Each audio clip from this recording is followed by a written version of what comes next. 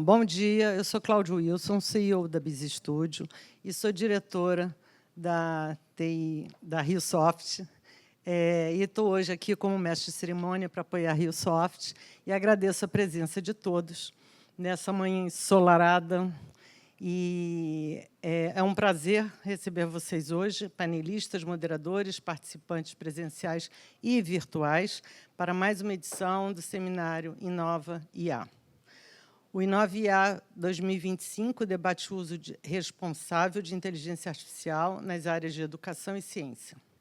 Hoje e amanhã, educadores, gestores públicos e pesquisadores debaterão o uso ético e inclusivo da inteligência artificial no ensino básico e profissionalizante e nas pesquisas científicas do país. O evento de hoje, dedicado à educação, traz uma agenda recheada de atrações, entre elas o lançamento do estudo inédito do CETIC-BR sobre inteligência artificial e suas implicações na educação.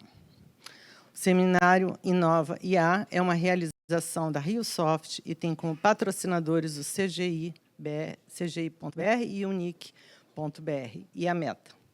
Nossos parceiros institucionais. Senac. Chegarei lá. Senac RJ, Secretaria Municipal de Ciência, Tecnologia e Inovação do Rio de Janeiro, Secretaria Municipal de Educação do Rio de Janeiro, e nossos apoiadores, RNP, Rede Nacional de Pesquisa, SBC, Sociedade Brasileira de Computação, ABS, Associação Brasileira de Empresas de Software, TI Rio e Cicobi Rio de Janeiro. Para se conectar no Wi-Fi do Cápsula, entre na rede Senac RJ, vá até o pé da página, aperte clique e preencha seus dados. Para o público virtual fazer perguntas, os palestrantes, basta apenas clicar no link situado no lado direito da página, acima do chat. Então, temos aí a presença dos presenciais e dos virtuais. Para a abertura oficial do seminário Inova IA 2025, gostaria de chamar ao palco Benito Dias Parré, diretor executivo da RioSoft. Gabriel Medina, secretário adjunto da Secretaria Municipal de Ciência, Tecnologia e Inovação do Rio de Janeiro. Henrique Faulhaber, conselheiro do CGI. Margaret Kang, gerente de Políticas Públicas da Meta. Sérgio Ribeiro, diretor regional do Senac RJ. Agradeço a presença de todos e vamos iniciar o primeiro painel do dia com o lançamento do estudo do CETIC-BR, Inteligência Artificial na Educação, Uso, Oportunidade e Riscos no Cenário Brasileiro. Gostaria de convidar o moderador. Desculpa. Já estou passando para o outro painel. Estou aqui na velocidade total, aceleração total. Vamos lá, Benito. Pô, já estava até me cortando a palavra antes de eu começar a falar, porra. Eu já estou até constrangido aqui, estou preocupado aqui. Falo muito, né?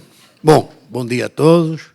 Bom dia, o Gabriel, o Sérgio, Margarete, o Henrique. É um prazer aqui a RioSoft organizar mais uma vez este evento, é o segundo ano.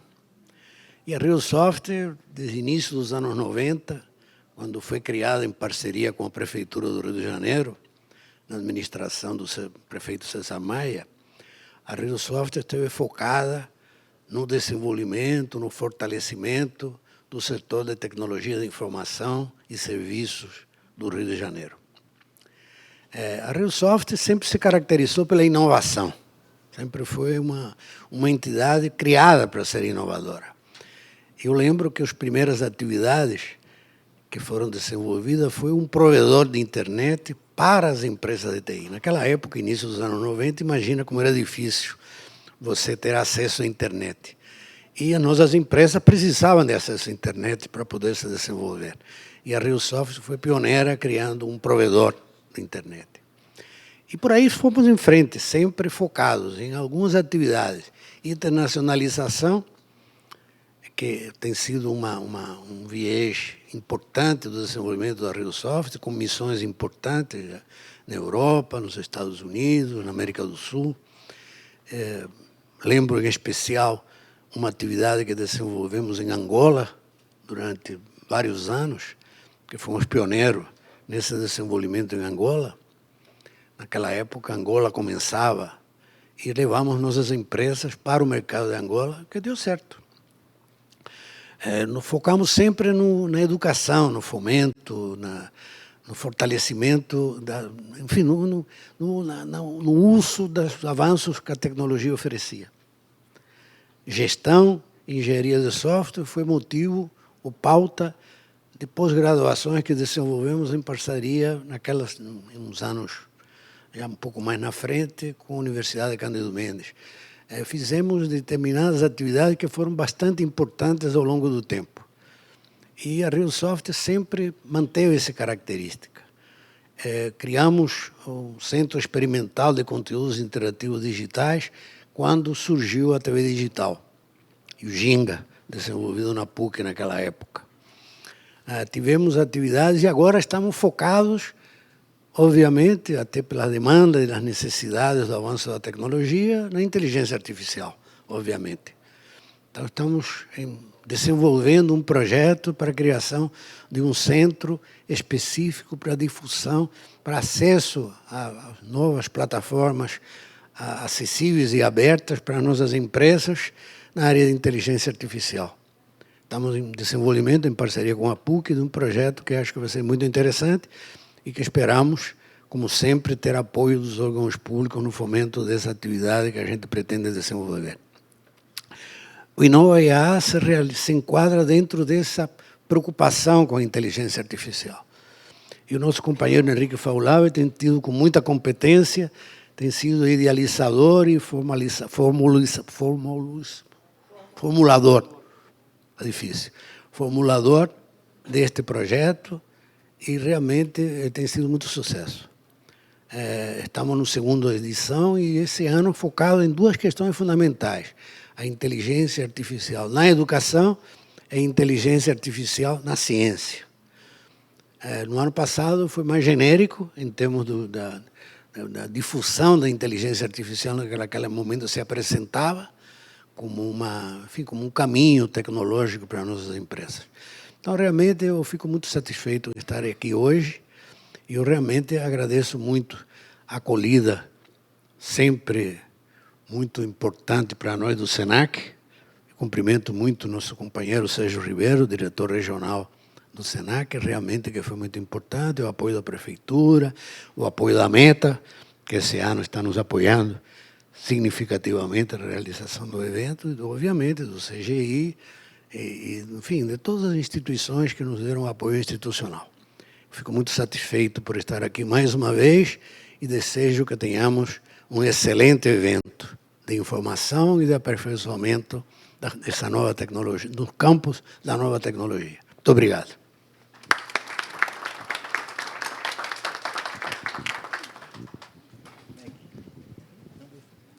Bom dia, obrigada pela oportunidade de estar aqui. Agradeço a Inova Rio, na pessoa do Henrique, querido, e do Benito, pelo convite. E acho que eu queria só começar a fala dizendo como é importante ter um evento focado em ciência e educação, quando nós falamos de IA aqui no Brasil, porque são, de fato, áreas onde nós precisamos dialogar um pouco melhor e desenvolver juntos soluções e também formas de pensar de uma maneira brasileira. Como vocês conhecem, a Meta tem uma série de aplicativos que a gente é muito acostumado a usar, que é o Instagram, o Facebook, o WhatsApp. E nesses aplicativos, a Meta tem sido pioneira na aplicação de IA há mais de uma década. Então, as recomendações que entram, né, para vocês, aquele controle dos conteúdos não permitidos nas plataformas, o encontro entre o pequeno empreendedor e aquele cliente que precisa daquele produto, tudo isso é feito através de inteligência artificial. Mas, para além disso, a Meta produz, e ela é uma grande fabricadora de inteligência artificial em termos de modelo e em termos de assistente. Não sei quantos de vocês conhecem, mas na Meta nos aplicativos Meta tem um círculozinho azul, e se você clica lá, você entra em contato com o assistente, que é o Meta AI. Para além disso, a Meta possui modelos open source, e esse é o ponto que eu vou destacar hoje na minha fala muito rapidamente, que é, de fato, um grande orgulho para a empresa, porque pelos grandes benefícios que os modelos open source trazem. O primeiro modelo open source que a Meta lançou da família Llama foi em 2023. E de 2023 até agora, esses modelos, que têm de vários tamanhos, desde 1 bilhão de parâmetros até 405, eles foram baixados por mais de 1 bilhão e 200 mil vezes só em aplicativos como plataformas como o Hugging Face. Isso mostra que, em menos de 3 anos, mais de 1 bilhão e 200 milhões de casos foram criados através de um sistema, através de um modelo open source. E por que o modelo open source é importante? O que sempre me fazem por que uma empresa como a Meta ela decide colocar a tecnologia de forma aberta e gratuita? Porque open source traz benefícios para todos. E eu vou destacar aqui 3 pontos que eu acho super importante aqui para nós no Brasil. O primeiro deles é porque o open source ele nivela o potencial. A tecnologia cara e sofisticada, que estaria disponível apenas para alguns players grandes, a partir do open source, passa a ser democratizada, inclusive para países como o nosso, onde a gente tem uma desigualdade muito grande no acesso a esses sistemas e a esses modelos. Ele possibilita que os sistemas ganhem mais transparência, mais segurança e limita, consequentemente, a concentração de poder em alguns players específicos. O open source ele acelera o desenvolvimento econômico, porque permite que mais pessoas tenham essa experiência e possam, através disso, construir suas soluções, seus sistemas, suas respostas, dando também um potencial gigantesco na criatividade e na qualidade de vida das pessoas. A gente entende que o open source tem sido essa resposta no sentido da inclusão de todo mundo para dentro da tecnologia e para dentro do futuro, e que tem permitido países como o Brasil, que está ainda desenvolvendo suas respostas, a caminharem sem estarem muito atrás dos grandes players do mundo. Só para dar um exemplo aqui, a gente vai ter hoje o pessoal da Nova Escola, e a Nova Escola, para nós, é uma referência, porque eles trabalham muito com inteligência artificial, eles trabalham com modelos open source, e um deles é um modelo chamado AlphaTutor, que usa o Llama. Eu não vou trazer mais informação, porque eu não quero trazer spoilers, mas eu sei que esse modelo auxilia os professores da rede pública a formatarem, então, todo um currículo específico para aquele aluno. Então, eu acho esse exemplo fantástico e uma forma como o open source tem beneficiado a área da educação. Para além disso, a gente vê que o open source tem sido algo fundamental no impacto econômico. Não sei quantos de vocês conhecem a Linux Foundation, mas a Linux Foundation tem feito pesquisas específicas do impacto do open source nas diversas partes do mundo. Eu sei que eles fizeram para a Ásia, para a Europa, os Estados Unidos, e eles, se eu não me engano, eles estão para lançar um para a América Latina. Eu acho que é super importante a gente entender como que o open source tem, de fato, impactado os custos e os ganhos de produtividade. O open source, na nossa observação, ele tem impactado países em desenvolvimento. E aí eu queria trazer aqui 2 exemplos que, para mim, são muito marcantes. Um é na Índia. Eu vou ler aqui, porque eu posso estar errada na pronúncia. Se tiver alguém que sabe falar, eu já peço perdão por isso. O Wadhwani AI. E esse aplicativo em específico, ele auxilia os estudantes das escolas públicas a melhorarem a sua proficiência no inglês. Então, a gente sabe que a Índia tem muitos dialetos, muitas línguas, mas o inglês também é a língua oficial, e esse tipo de aplicação auxilia os estudantes das escolas públicas. Na África subsaariana, uma empresa chamada Digital Green, ela fornece um chatbot multilingüe que auxilia os pequenos agricultores a terem respostas personalizadas às perguntas, às dúvidas e os problemas que eles encontram no dia a dia das suas plantações. Novamente, é uma IA que entende muitas línguas dentro dessa África, que é tão diversa, e que tem auxiliado as pessoas na ponta, principalmente quem mais precisa. E esses 2 exemplos que eu trouxe para vocês são exemplos da utilização dos modelos Llama. O último exemplo que eu quero trazer é da Dana-Farber Cancer Institute. Então, a Dana-Farber, eles fazem um trabalho fantástico, eles fazem a ponte entre a pessoa que está com câncer, que não tem nenhuma outra opção de tratamento regular, com os estudos clínicos. E, a partir disso, a gente vê uma melhoria e um ganho muito expressivo na medicina. É lógico que tudo isso deve ser feito de forma responsável, e a Meta leva muito em consideração a segurança da IA antes de lançar. Tanto é que, se vocês entrarem, eu quero muito incentivar vocês a entrarem em 2 repositórios da Meta. Um se chama ai.meta.com, onde vocês conseguem encontrar todos os modelos que estão disponíveis de forma aberta, todas as pesquisas que a Meta tem feito em termos de AI e onde a Meta tem caminhado em relação a isso. E o outro repositório chama-se dataforgood.facebook.com. E esse outro repositório, você tem, inclusive, base de dados abertas para pesquisas e pesquisadores de uma granularidade ao nível de cidades, que tem sido muito utilizado de forma aberta. E quando a Meta, de fato, resolve lançar esses produtos e disponibilizar de forma ampla, ela tem todo um exercício para identificar, avaliar e mitigar riscos. E como que isso é feito? Isso é feito por pré-lançamentos, isso é feito por avaliações de escala, é feito por red teaming, que são, na verdade, testes de estresse daquele modelo e daquele sistema, e também por fine-tuning, além de muitos outros processos que ajudam a garantir que esses modelos e esses sistemas serão lançados de forma responsável. Para além disso, a Meta tem parcerias com organizações e participa de conglomerados, como a Frontier Model Forum, a Partnership on AI e diversos outros, onde ela tem uma troca constante com especialistas de fóruns multissetoriais, como esse evento.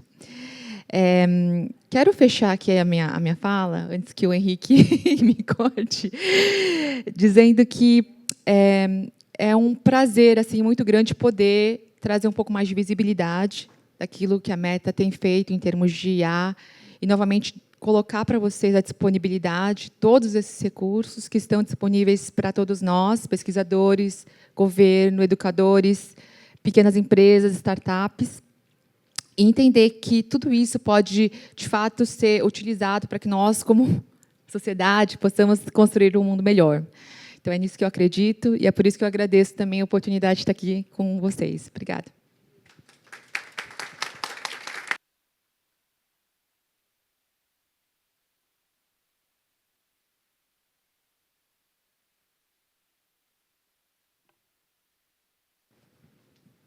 Alô, alô. Bom dia a todos. A minha fala aqui é muito mais para dar boas-vindas a vocês, né? Ter o ecossistema de tecnologia aqui para a gente é fundamental. O Senac do Rio de Janeiro tem muito apreço por isso, a gente está investindo muito nesse segmento. Eu não vou falar muito sobre o que a gente está lançando, porque à tarde vai ter uma apresentação, mas é só assim, um spoilerzinho. Nós temos um ensino médio integrado ao ensino técnico em inteligência artificial e análise de dados. Então, é bem bacana. Tem um MBA também da nossa faculdade, com o mesmo mote, né? Então, nós estamos muito interessados nessa discussão da educação, a utilização da IA na educação. Para a gente, essa discussão é muito rica, muito necessária, né? A gente estabelecer limites, a gente estabelecer um conceito ético. Então, o Inova IA, mais uma vez, nos prestigia fazendo o evento aqui, então a gente fica muito feliz com isso, né? Porque aqui é a casa de vocês, né? Aqui a gente entende que a gente precisa dar voz a esse segmento, a gente precisa discutir. Essa discussão é muito rica para nós e muito necessária. Então, eu gostaria muito de agradecer a todos a presença E o evento está recheado de coisas muito bacanas e a gente espera que todos tenham muito proveito nisso. Então, sejam todos muito bem-vindos. Eu não vou cumprimentar novamente a mesa aqui, que todos já foram cumprimentados, mas, Cláudio, Wilson aqui, muito obrigado por estar prestigiando aqui a gente. O João Alegria também está lá atrás, seja muito bem-vindo. Então, todos aqui são muito bem-vindos. Tá? Então, muito obrigado e tenham um bom evento.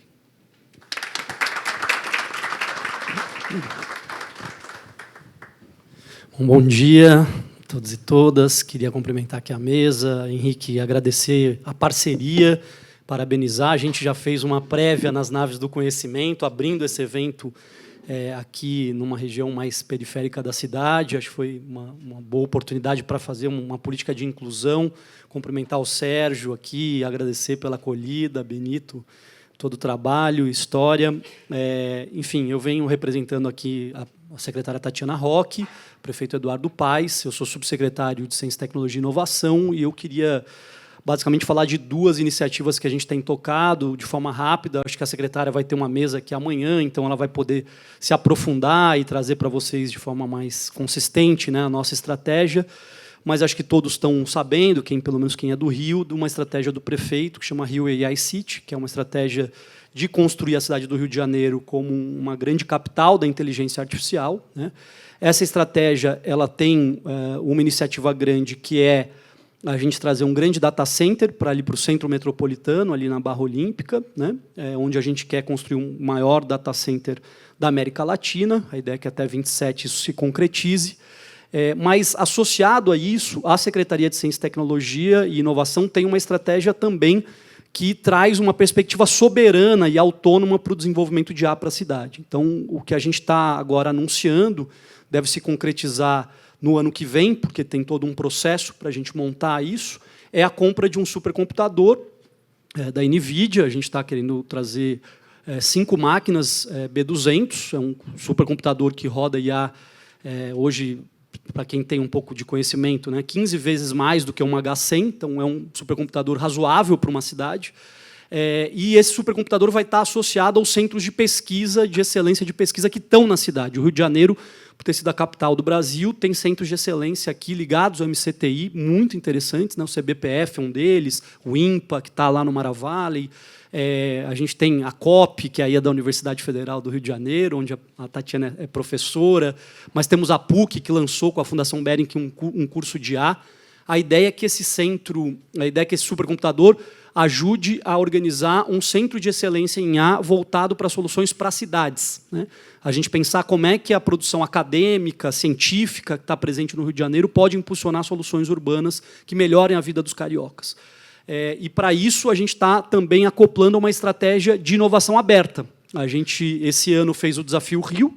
Foi um desafio que trouxe problemas urbanos, né, levantados por secretarias municipais para uma consulta pública. A gente trouxe aí 10 desafios. Claro que a cidade tem muito mais do que isso, mas foi uma forma da gente condensar e priorizar alguns desafios. Fez uma consulta pública sobre isso. E a ideia é que as estratégias de IA, pensadas por esse centro de excelência, em parceria com as universidades, ajudem a resolver esses problemas urbanos que a gente sistematizou e que a gente colocou à disposição da cidade no Desafio Rio. Inclusive, é um site, quem puder depois lá conhecer melhor. Mas pensando como a prefeitura pode ser uma indutora de inovação.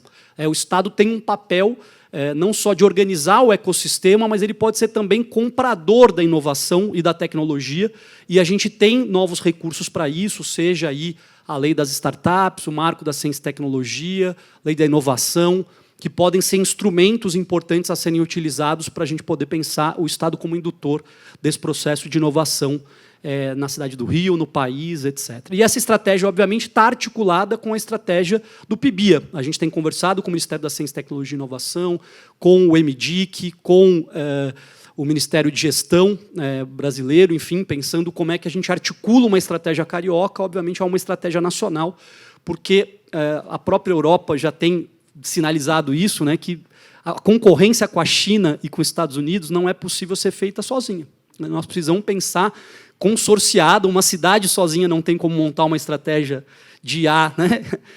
Enfim, nós precisamos articular com o país, inclusive pensar uma estratégia sul-americana, do sul global, articulando com outros países, inclusive o desenvolvimento de IA, para pensar essa grande concorrência que é esse debate geopolítico que está hoje, que é a luta por a gente construir uma IA soberana, que ajude o desenvolvimento nacional, com linguagem própria, que diminua vieses, que possa ser mais inclusiva. Então, essa é uma estratégia que a gente tem montado na secretaria, junto com a prefeitura, com outras secretarias. E aí eu queria só também trazer rapidamente uma outra estratégia que tem a ver mais com a democratização da IA, que tem a ver com as naves do conhecimento, que são equipamentos que eu coordeno ali pela subsecretaria, são 33 equipamentos na cidade, espalhados nas favelas e comunidades do Rio de Janeiro, e a gente está fazendo uma grande transformação desse equipamento, desde que a gente, nessa nova gestão, nós estamos fazendo com que esse equipamento, primeiro, vire uma rede, ele tinha muita autonomia pedagógica, não tinha um currículo, a gente está montando uma matriz pedagógica, uma estrutura curricular unificada, com uma ideia de escola, nave mesmo, né?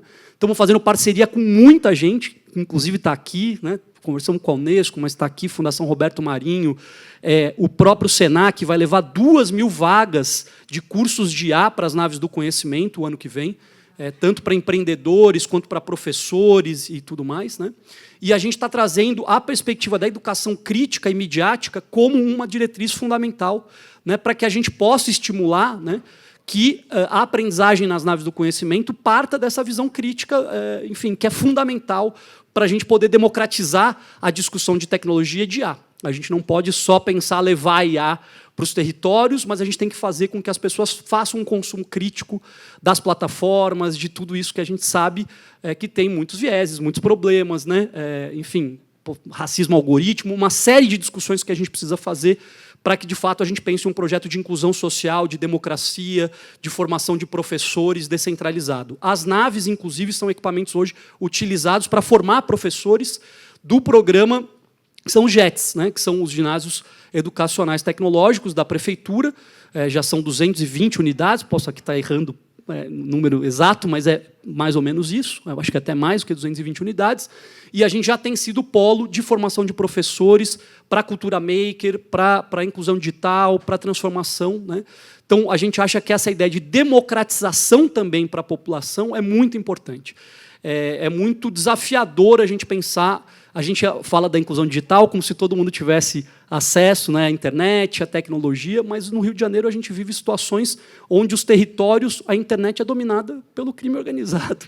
É disso que nós estamos falando. Muita gente ainda não tem um computador em casa, não tem uma internet de qualidade, né? E falar de inclusão social, de inclusão tecnológica, de inclusão digital, ainda é uma necessidade para o Brasil.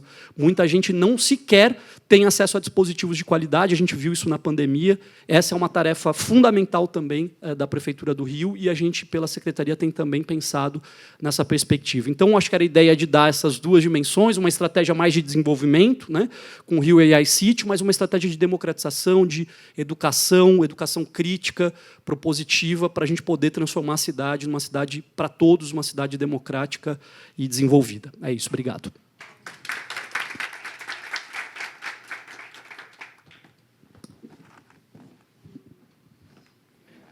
Bom, eu vou falar aqui com meus dois papéis. Como patrocinador do evento, eu sou conselheiro do Comitê de Gestão da Internet, representando a indústria de tecnologia da informação, e o CGI patrocina esse evento pela segunda vez. E vou falar também, ao final, no papel de curador do evento, falar sobre o evento, quais são os propósitos desse evento, como é que a gente vai se organizar hoje, no dia que vai discutir o uso da IA na educação e amanhã da IA na ciência. Bom, o Comitê Gestor, como muitos de vocês sabem, é responsável por uma infraestrutura de internet muito importante no Brasil. Não só pelos nomes de domínio que a gente gerencia, os .br, mas também por uma infraestrutura de interconexão das redes brasileiras, que é a maior interconexão da América Latina e uma das maiores do mundo. Isso que garante a resiliência e a segurança que a rede internet brasileira tem, que superou, como vocês viram lá, o período da pandemia, e que, com esses recursos, o CGI consegue não só tocar essas funções importantes sobre segurança da internet, interconexão e tudo mais, mas projetos como esse que a gente apoia, que são o Inoviar, departamentos como o CETIC.br, que vai apresentar hoje aqui, de forma inédita, um estudo qualitativo sobre IA na educação básica, particularmente sobre o ensino médio, e uma infinidade de projetos importantes que são feitos no sentido de fazer com que a tecnologia sirva à sociedade. Quer dizer, os impactos da tecnologia sobre a sociedade são enormes. Todo mundo sabe que a internet fez uma virada importantíssima na utilização da tecnologia por todo mundo, e agora a gente está vendo a IA de uma forma super relevante, num tempo recorde, alterar o cenário de muitos setores. Inclusive, esses 2 setores que a gente selecionou dessa vez para fazer o nosso Inoviar, que são o da educação e da ciência. Setores que são fundamentais para o país, né? A gente tem uma oportunidade enorme de, através de tecnologia, mais uma vez, essa tecnologia que a gente vai estar discutindo hoje, fazer diferença. Claro que com muitos problemas, com muitas coisas a examinar. A razão desse seminário de hoje é justamente fazer uma reflexão crítica sobre o uso da tecnologia nesses 2 ambientes, da educação e da ciência, porque a gente não está aqui para fazer, vamos dizer, só cantar, fazer loas à tecnologia, mas sim para examinar também quais são os efeitos colaterais, o que a gente tem que tomar cuidado em relação à questão do emprego, em relação à questão da inclusão, em relação à questão dos vieses, como o Gabriel falou antes, enfim, uma série de questões que a gente vai conseguir debater hoje, eu acredito, com bastante profundidade. Na parte da manhã, a gente vai ter esse estudo, vão ter 2 mesas sobre esse estudo feito pelo CETIC, de forma inédita, um estudo qualitativo, em que foram ouvidos especialistas, professores e alunos em grupos focais e em entrevistas para poder fazer um diagnóstico de como a IA, o uso da IA está sendo encarada no campo da educação, particularmente da educação do ensino médio. O recorte foi feito esse para o ensino médio. Na parte da tarde, a gente, aproveitando que está na casa aqui do SENAC, vamos fazer uma discussão sobre o uso da IA na educação profissionalizante, que tem suas próprias características. O SENAC tem iniciativas importantes nesse sentido no Rio de Janeiro, e vamos ter aqui também o representante, o diretor do SENAC a nível nacional, que vai falar da estratégia do SENAC em relação ao uso da IA e da tecnologia no país todo, né? Bom, eu quero muito agradecer as pessoas que me antecederam aqui na fala, né? O Benito Paré, que é o diretor executivo da RioSoft, que é uma organização que já tem 30 anos e que é fundamental aqui para o ecossistema de inovação do Rio de Janeiro, e que tem organizado, desde o ano passado, e a gente acredita que por um bom tempo, né, Benito, essas discussões que o Inoviar promove, que é do uso responsável da inteligência artificial. A gente sabe que em cada setor existem especificidades. A gente vai ver hoje, vai ser o dia todo dedicado à educação básica e profissionalizante.